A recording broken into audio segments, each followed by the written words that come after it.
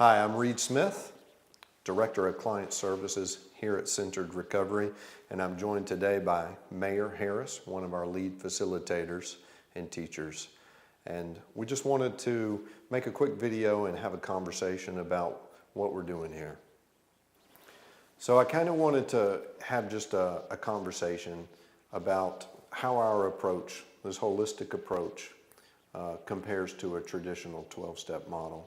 Because of course, the 12-step model has been around for a very long time. Most people are familiar with it, and it's helped many people. And I think that, for those that it has helped, that is fantastic. It's just sometimes a lot of folks have attended the traditional approach and been unsuccessful. And they may have even not only done it once, but participated in several different treatment programs, only to find that they've only done one program, just at different places. So the staff is different, the building is different, but the curriculum being delivered is the same. So for those folks who have made attempts and been unsuccessful, Centered Recovery is here to offer an alternative approach, and maybe we could talk a little bit about that so folks could decide if it resonates with you and would want to find out more. Yeah, so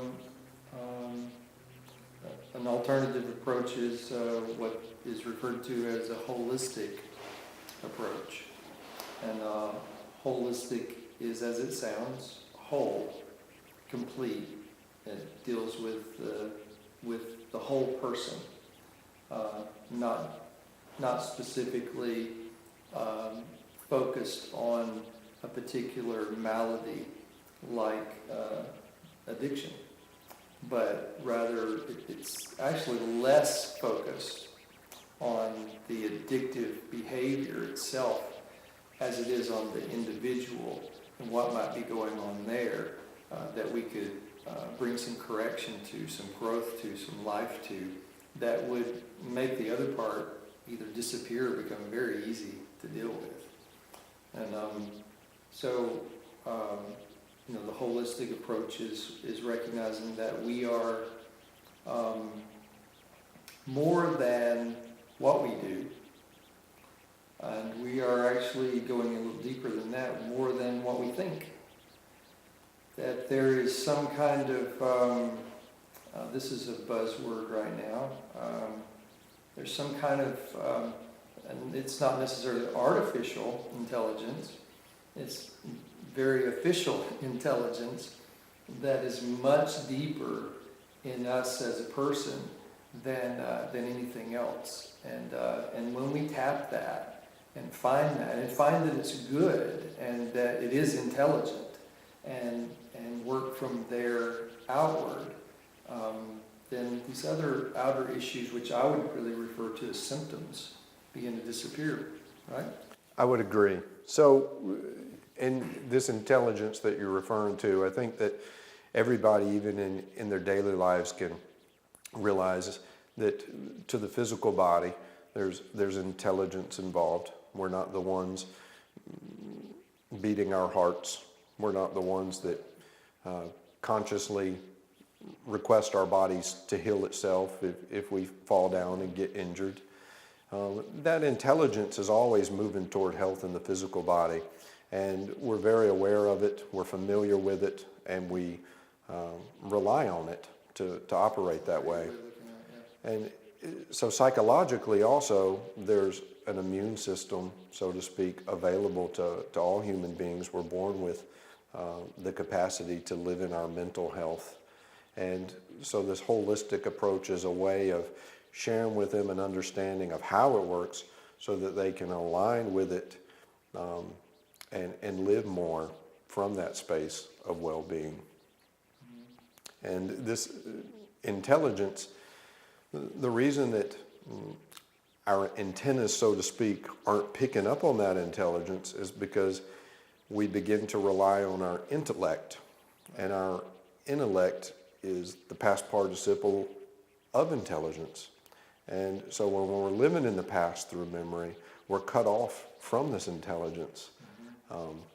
So there's mindfulness practices that are taught that allow people to learn to make sure their antenna is receptive to this intelligence and pull them out of their intellect, their personal thinking.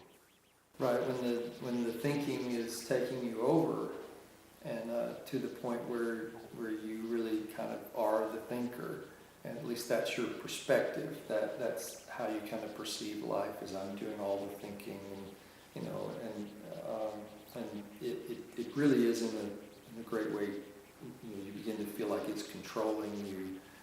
You're acting out in ways that you tend to be saying, God, I wish I would stop doing that.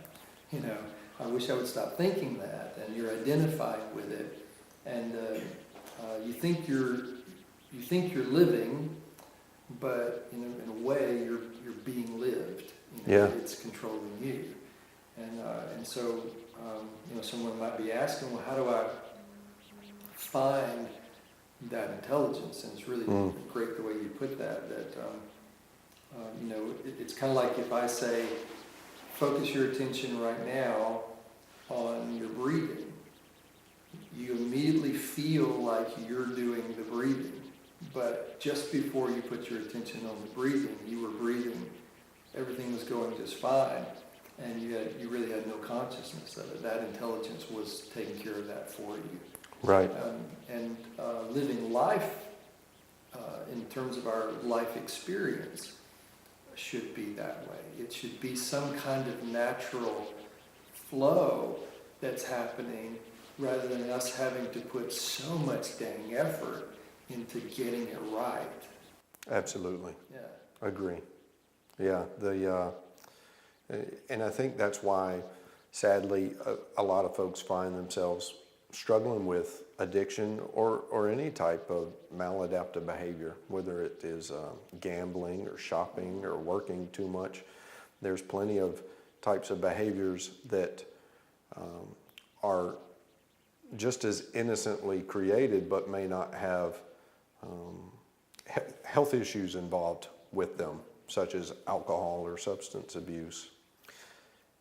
It seems that so often that when we feel that life requires so much effort, it really does make sense that when a pot boils, it finds the release and makes a lot of noise.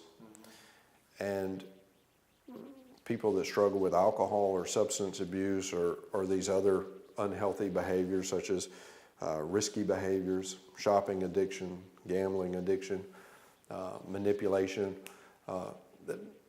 that's the release valve for all of that effort that's been generated. And so we're sharing with people an understanding that's going to allow them to first have a life that doesn't feel that it's requiring so much effort in order to be lived. So it's when life flows from us, it's effortless. Mm-hmm. Yeah, it's like a fruit tree. I'll go back just a little bit. We tend to begin to live life trying to manage it, and there's all this effort that we're putting forth. And the effort we're putting forth is in trying to either get something that we believe if we could get that, then we could be more fulfilled, and we could live life more open, and use the word free, be free. Or we tend to think that it's not really getting something that's my issue, it's getting rid of something. If I could stop being angry, if I could stop with this anxiety, if I could put this out of my life, then I could be more fulfilled. It's what's holding me back. So the thing we learn, though, as we go through our life experience, is that everything we grab a hold to try to bring to us, we not only get it gets us. So we win the lottery, and everything seems to be so much more expansive, but then our expenses go up and we need more money. We don't get it, it starts to get us. And then the things that we feel like we want to get rid of, the issue there is that in order to get rid of it, it's like someone said, that the one who imprisons someone must be imprisoned himself. Someone's got to watch the prisoner. So you push something away, but the only way you can keep it away is you got to keep your own desire at bay. So now in the same way, you're bound. You never truly get free. And there is a way, there is a flow of life that comes through us and out of us that is natural like a fruit tree.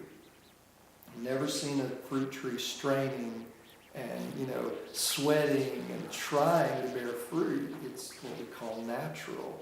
Because an apple tree produces apples, an orange tree produces orange, and we are beings, and we produce being. We produce life. If a mixer mixes, then people. Yeah. That's what we do. We people, and that's just this natural flow of love and life and peace and health, and so I guess we get to that to make the point that the holistic approach, as opposed to maybe some other approaches, that we're not really dealing with so much the addiction or these ways that we act out, or as you said, we kind of overspill or blow up, but we're dealing with truly life itself. I mean, what we're dealing with is really what we all deal with. There is no separation really, other than the fact that I know some, when you get into addiction, those kind of things, there are other problems that begin to come into your life that maybe are much more extensive, but this is the way we're all meant to live. Absolutely. This inside out, this flow, right? Yeah.